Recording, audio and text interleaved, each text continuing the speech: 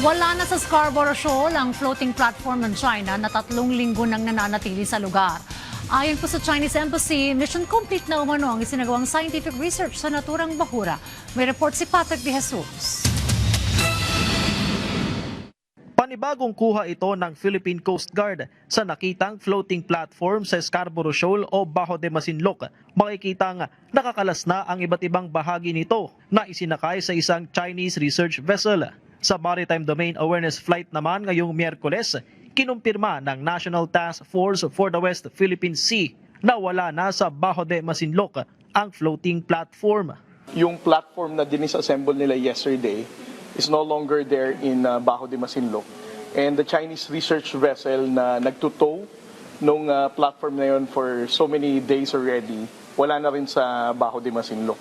3 linggo na natili sa Scarborough Shoal ang floating platform mula ng unang mamonitor noong May 25. Gayunman, nasa lugar pa rin ang mga inilagay na boya, communication equipment gaya ng antena at isang service vessel. Tinawag naman ng Chinese Embassy na mission complete ang isinagawang pagsusuri sa Bajo de Masinloc sa tulong ng floating platform na anilay pansamantalang research facility sa ilalim ng South China Sea Institute of Oceanology, Chinese Academy of Sciences. Hamon ngayon ni PCG spokesperson for the West Philippine Sea, Rear Admiral J. Tariela sa China.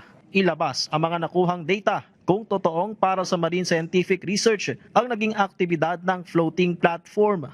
Kung ang ginawa talaga nila is for the conservation or preservation ng environment and for the benefit of the world, it would be a good idea for the Chinese Embassy to share with us yung mga data na nakuha nila sa paggawa ng illegal MSR sa Bajo de Masinloc.